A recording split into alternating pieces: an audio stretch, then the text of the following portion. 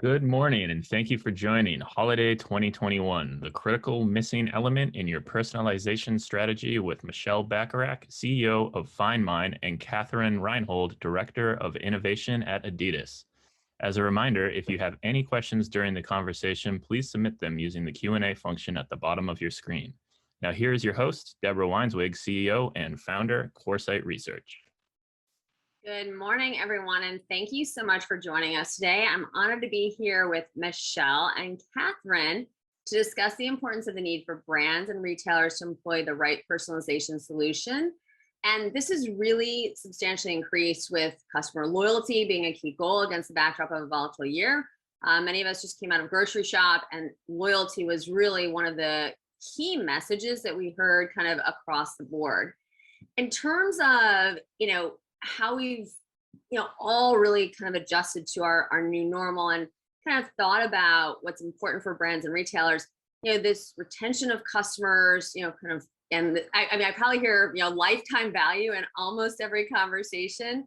And I do think this kind of aspirational and relevant personalized experience through the holiday season is going to be even more critical than we've seen in the past.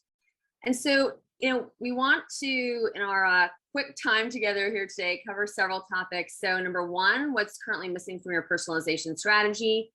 Two, how can you differentiate your business from the competition using, kind of brand expertise and point of view? And lastly, how did adidas, kind of learn the importance of its expertise and how the company scaled successfully? So with that, let's get started. And Michelle, I'm going to ask you the first question. But as you and Katharine and I have spent, a decent amount of time talking about personalization, how it's defined, what, you kind of like know it when you see it, but really, what does it mean for you? Yeah, and we have a little poll here for folks on the call to decide what it means to them. But to me, really, it's all of the above in that poll. It's essentially not just personalizing the top three things that you see here, but personalizing the entire customer journey. And I think a lot of retailers and brands sort of do the first three and then they stop. So like predictive sort, boost and bury kind of stuff, product recommendations based on demographics or based on purchase intent, and then predictive search. Those are like the big three. That's kind of what's baked into like most of the top personalization software offerings out there. And while that's important, I feel like there's a huge missing piece of the puzzle or multiple missing pieces of the puzzle in personalizing content and storytelling experiences. So not just, which product should we show this customer, but how do we tell a story around each product that's right for each customer in the moment, and being aware of the context. So what is the customer going to use this product for? What's going on in their lives at this moment? How do they actually use this product to be successful with it? What like campaign did they come from that made them click on this product? And so all of those things I feel like are much harder to get right. And that's why they're often left off.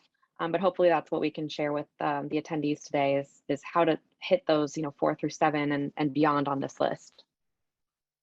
I mean, Katharine, as you look at this list of 7, how does it speak to you? And is it different than what you think about as it relates to personalization? And also, how have you changed your thoughts about this over time? That's a good question. I think personalization is something that we've been talking about, and I mean like the larger we, online retailers, for a long time. And it means so many different things to so many different folks. And personalization could mean, if it's winter, I show you coats. But I think we're a little more evolved than that as retailers, and we understand that it's more than that. I loved what Michelle said about recognizing the context, because I think personalization means something different along the consumer journey. So understanding where they are they browsing? Have they already purchased? Where are they in their decision-making process? And we have lots of clues about where they are based on our site metrics and purchase history. So I think personalization is really taking all that into account and then offering up relevant recommendations along the journey so that it feels like we know them and we're simplifying the purchase journey. I think you bring up something that really important though is, right, Katharine, like even with like the coats, because how many times have we gone and we've searched, and the next time we go, right, we've already bought our coat. They keep serving up kind of more coats. I mean, that doesn't feel particularly personalized as a consumer. So in that setting, with using the coat example, how do you think about personalization in that context? Yeah, that's a great example. And when I was thinking about that, I was thinking about like, I don't know, shop talk like 5 years ago when we were talking about personalization, and that's kind of the level of personalization that we were thinking of at that point. But I think recognizing when someone has purchased something, you don't need to show them 7 different kinds, unless my asterisk here is unless we're talking about Stan Smiths, because you can never have too many Stan Smiths. But you can probably have too many coats. So I think it's helping the consumer understand like what goes with that coat. What else might work with that coat, like from a fashion perspective. Sorry, my cat just jumped up from a fashion perspective or from a performance perspective. We're speaking about adidas products specifically. Well, it's really interesting, right? If we think also too about different product categories, because there can be, if you think about right in the food space as well, Michelle, which you and I've talked about, right? If people either have certain dietary needs or preferences, right? How do we start to tailor to that to the consumer? Because in many cases there, right, there could be, a real need from like a health perspective or a physical perspective to make sure that personalization is very targeted. Can you dive in there a little deeper? Yeah, I think the first 3 items on this little pie puzzle, they're all oriented towards helping the customer get the right individual product, and they miss the ability to do multi-product storytelling that gives the consumer personalization on the axis of use. So when you're thinking about like a dietary restriction, yes, it's important to like show a customer who is who has celiac disease or some dietary challenge or preference, only the products that are not going to trigger their celiac symptoms because it has gluten in it.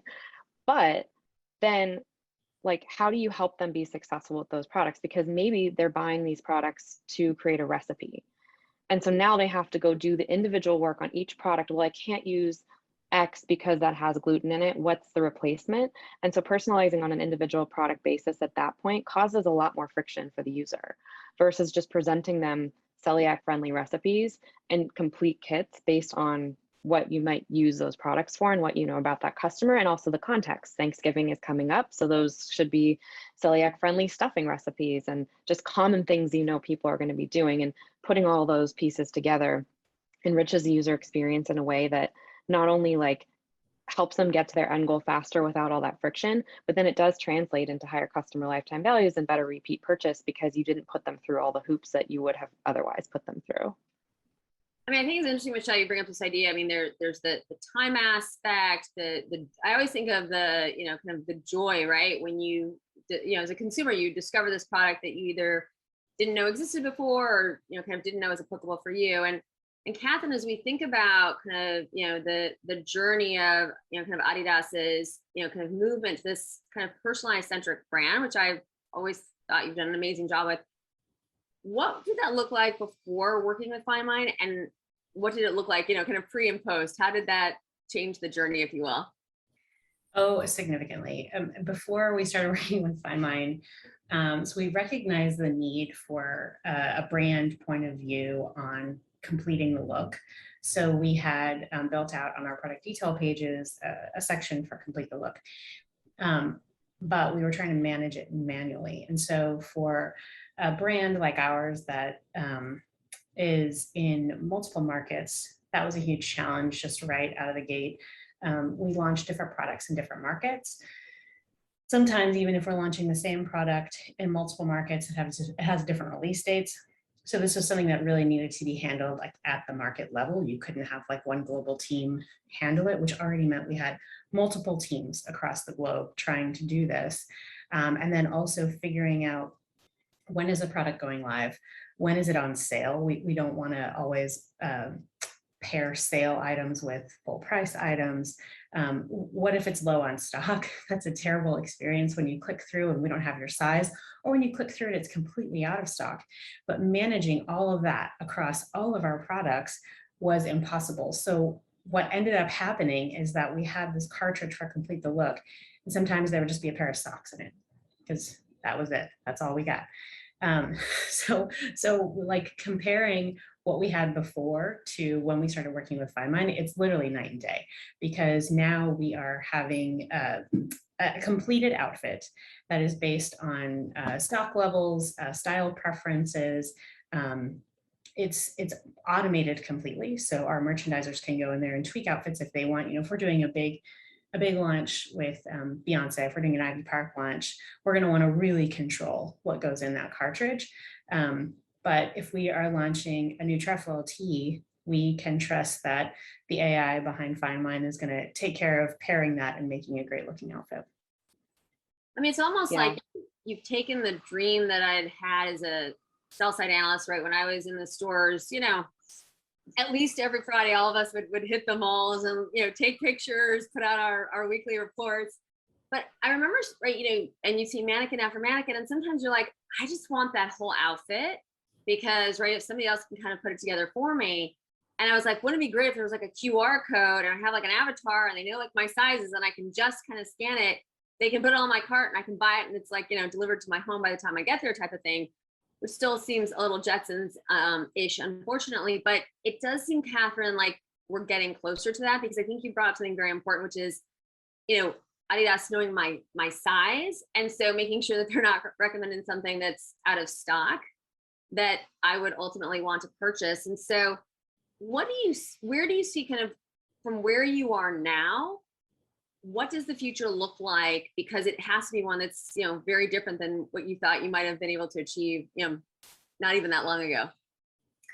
Yeah, and I work on the innovation team, so I'm lucky enough to get to think about what future experiences might be like with personalization. And we've done a bit of exploring with FindMine as well to try to not just take into account, like you said, your sizing, but all your personal preferences as well. So we're looking at ways that we can personalize the journey even more. I mean, I think your example of going into a store and hitting a QR code, first, QR codes are back.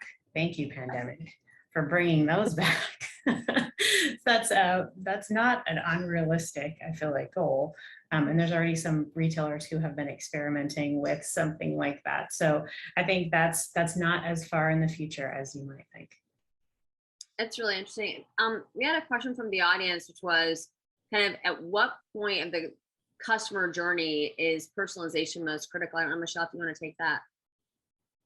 I saw that question and the answer is going to be disappointing because it's all of them.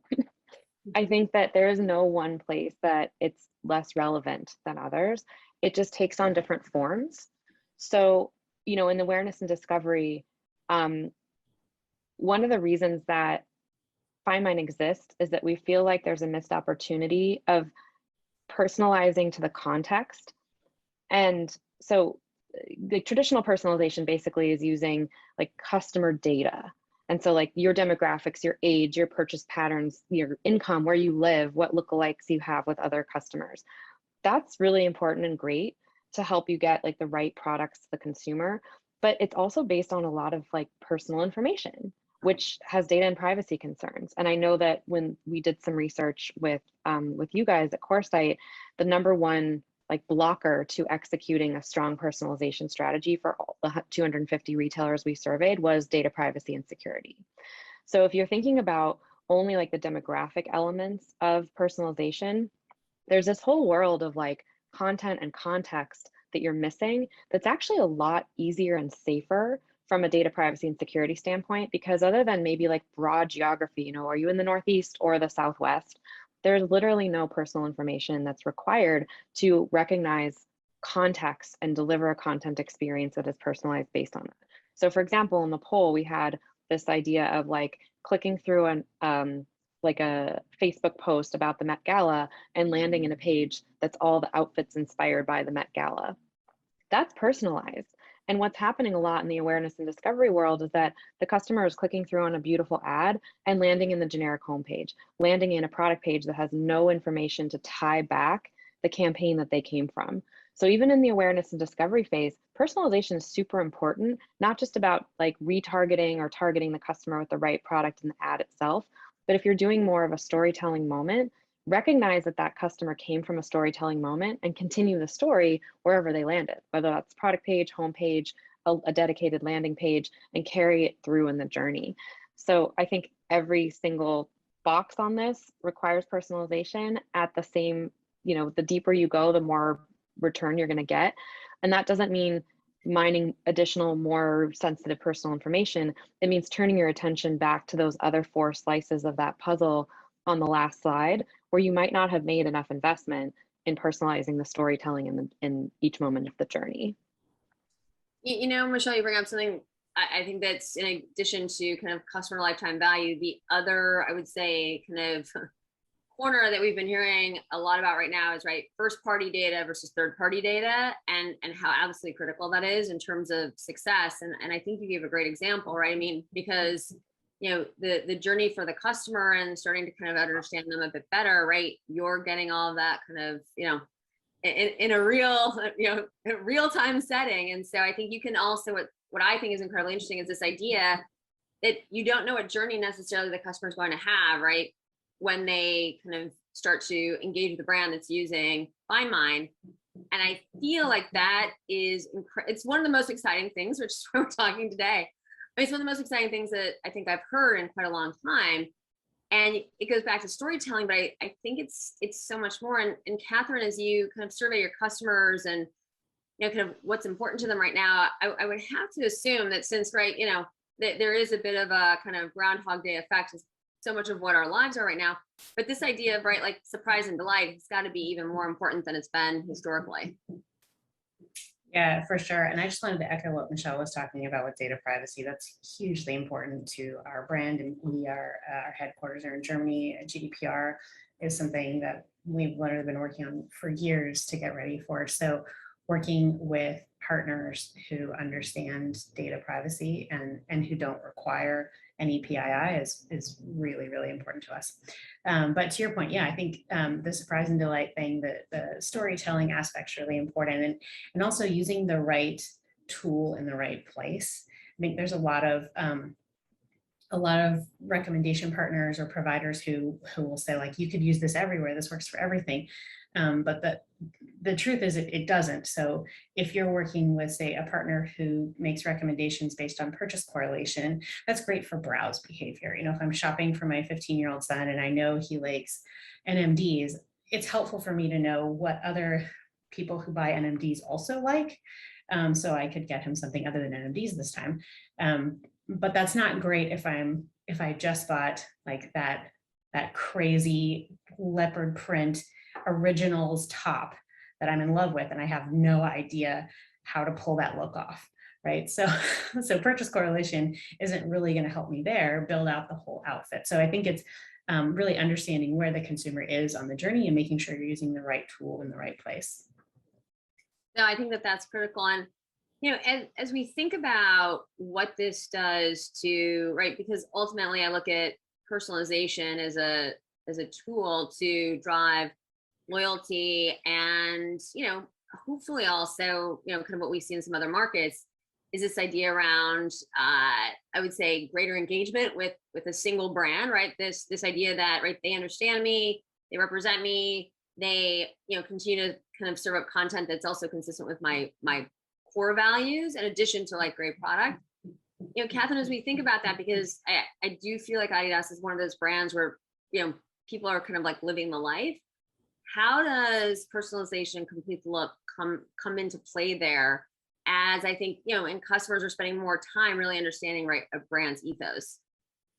Yeah, I think that's a great point. It's a way for us, when we use complete the look, that's a way for us to use personalization to show our brand's point of view on style.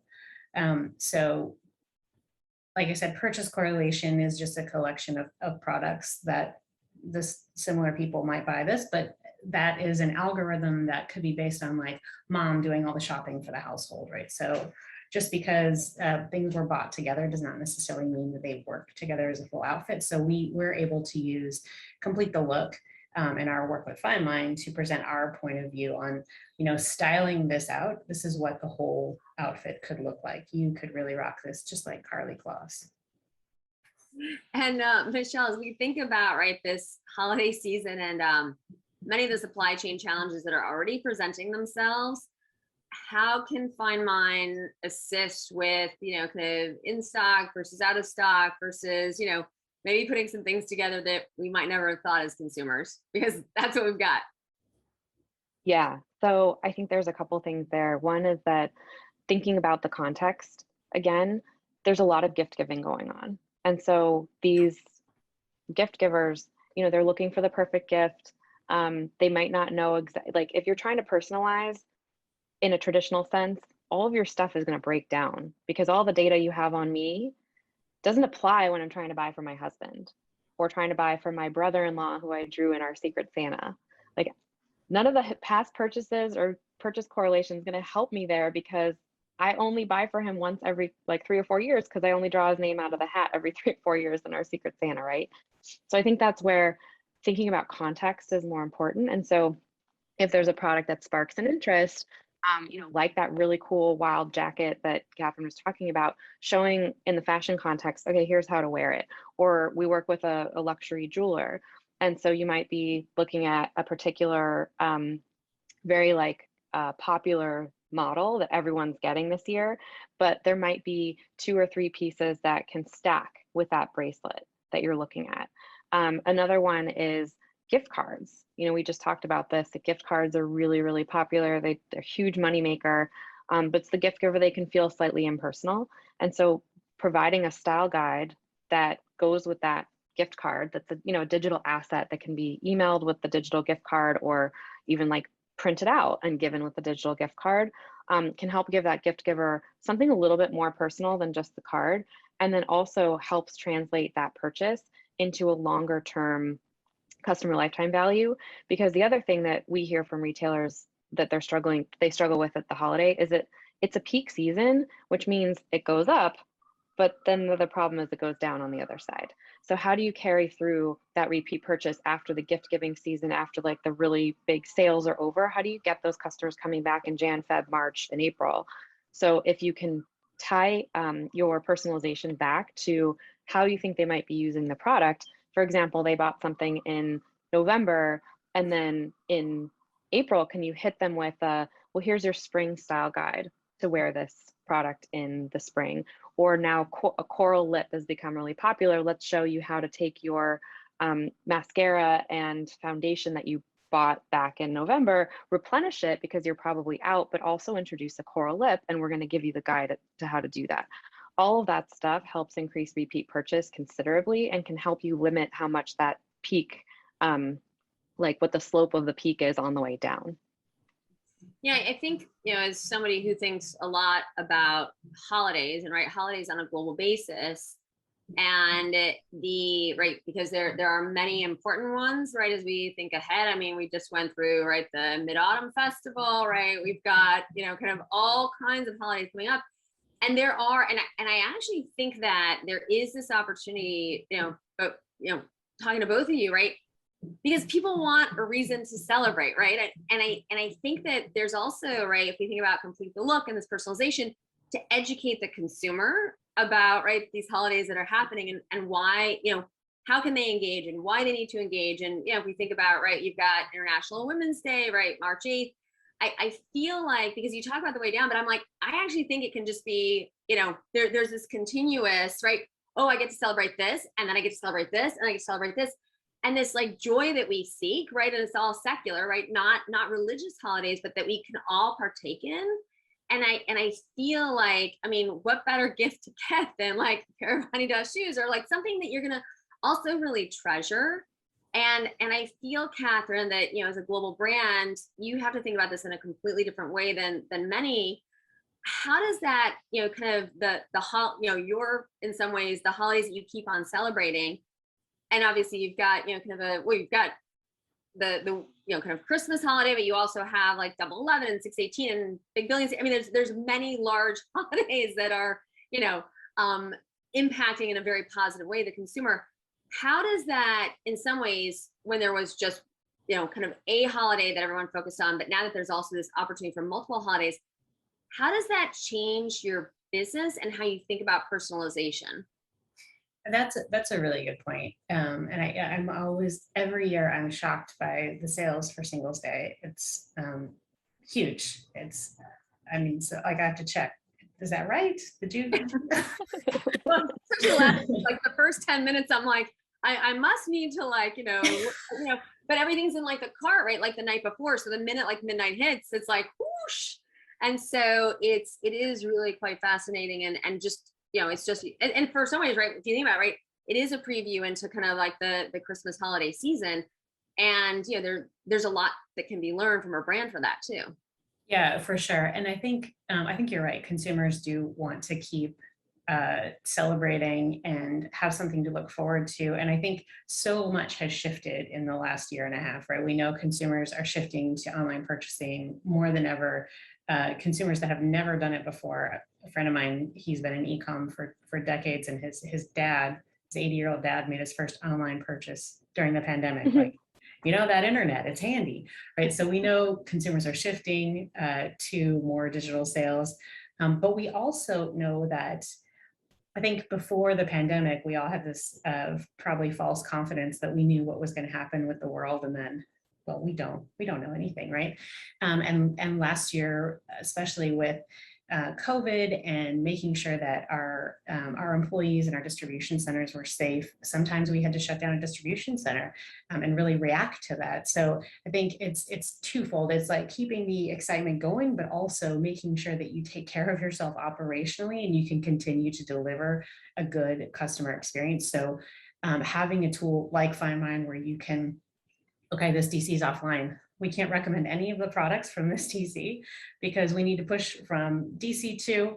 Well, we give DC1 time to recover, and being able to just flip that switch and not making it a huge thing and disrupting the consumer journey, I think is really important. So it's keeping it going, but also making sure that you sort of take care of your operations team and give them the tools to react quickly so that it doesn't feel like a broken experience from the consumer's perspective.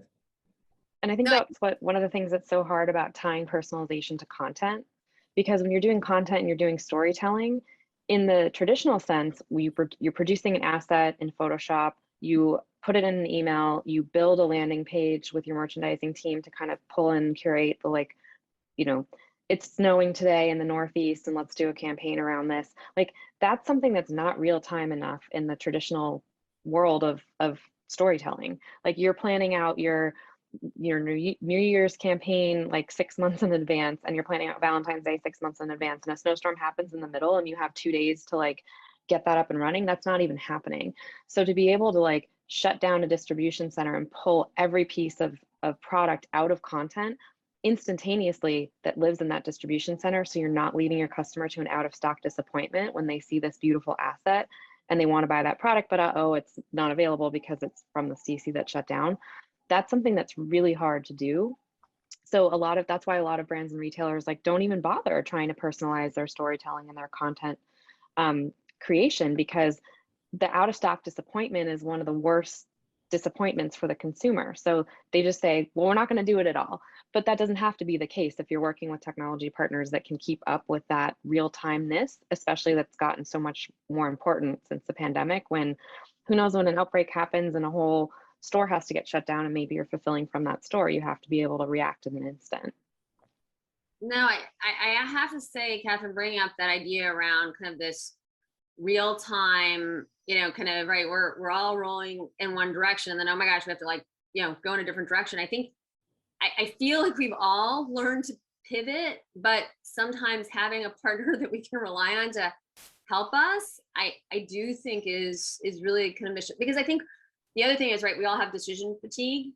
And if we can also be comfortable that we have a solution that we can rely on to help us make some of those decisions, I think, Michelle, you must be hearing this from so many of your clients and potential clients.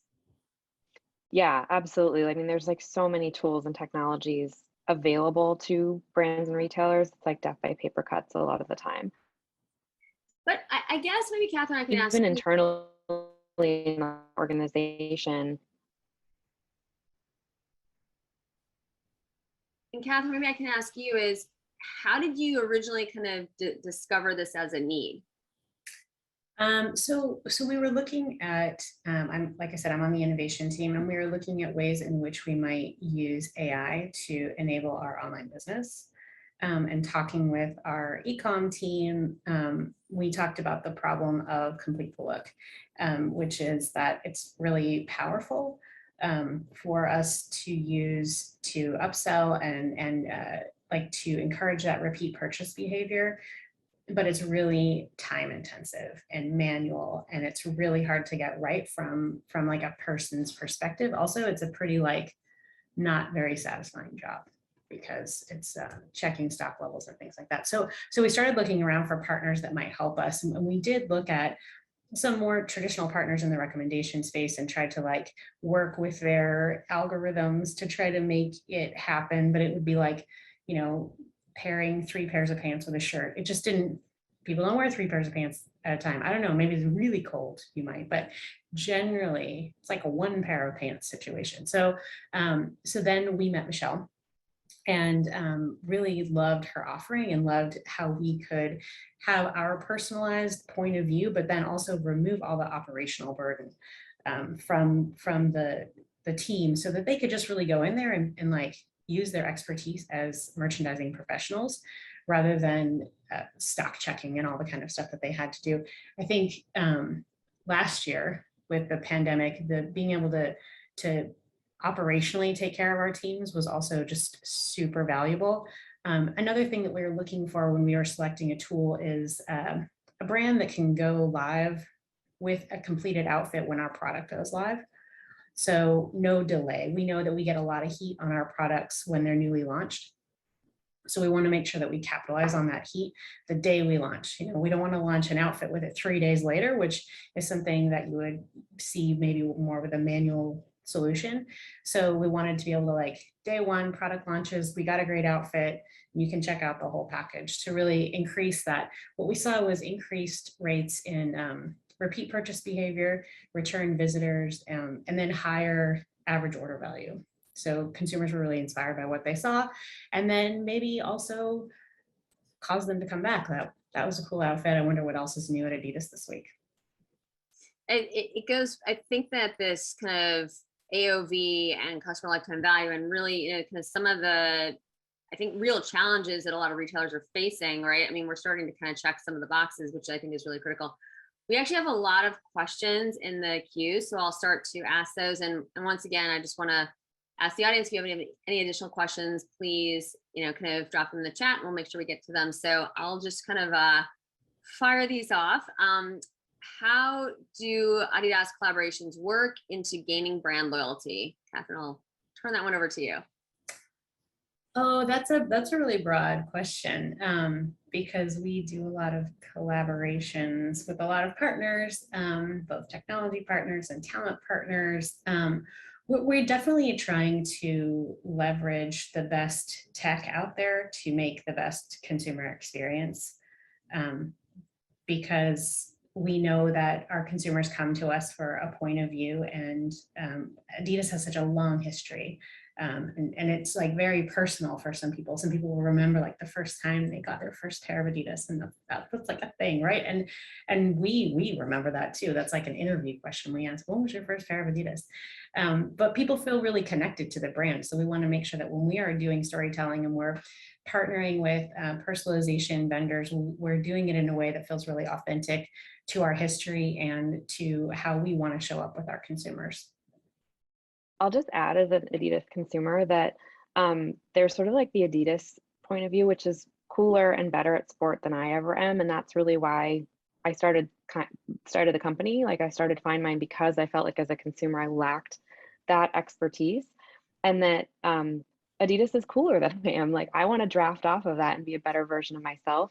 And then the collaborations are sort of this really cool intersection of like Beyonce's point of view, Adidas's point of view, and there's this little intersection in the middle that is so different and unique that you can only get by living the Ivy Park lifestyle, which is different than the Beyonce lifestyle and different than the Adidas lifestyle. And it's this beautiful collaboration of the two, but it's unique and special. And so it needs to be treated as such. And that aspirational vision needs to get to the consumer everywhere the consumer's, you know, like living the brand. in order for that collaboration to really pay dividends from like a brand loyalty standpoint. And so like scaling that out is the challenge hopefully we're able to help you guys with. But yeah, for me as a consumer, it's really just like being a better version of myself by virtue of the fact that both Adidas and Beyonce are cooler than I am, and I want to ride the coattails. Beyonce is cooler than all of us, Michelle. Probably And the understatement of the century.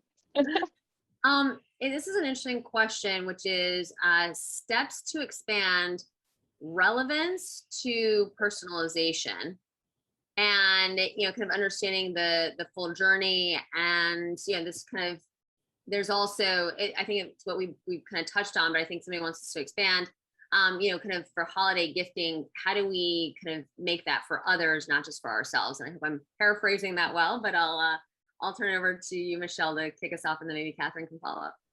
Yeah, and I'm seeing this question here. It says like, not insert name here, but the full journey. I think that's so interesting because I would much rather have a brand not use my name at all anywhere, because it doesn't like give you bonus points just because you inserted my name. And if you get it wrong, it looks so terrible because it's obviously broken.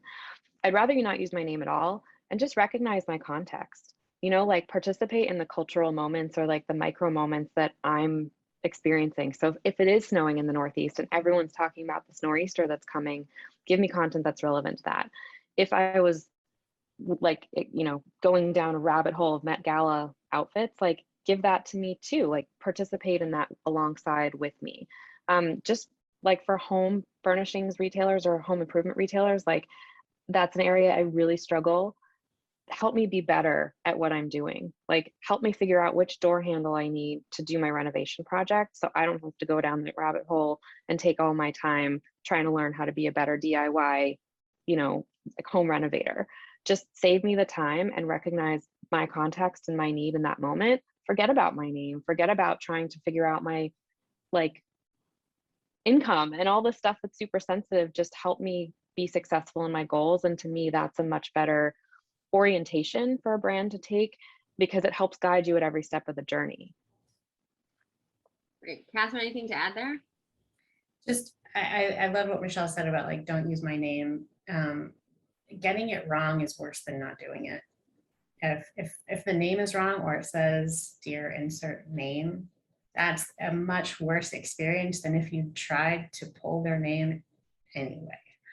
So make sure that your personalization strategy works on the consumer journey and is relevant for their context, or don't do it, would be my advice.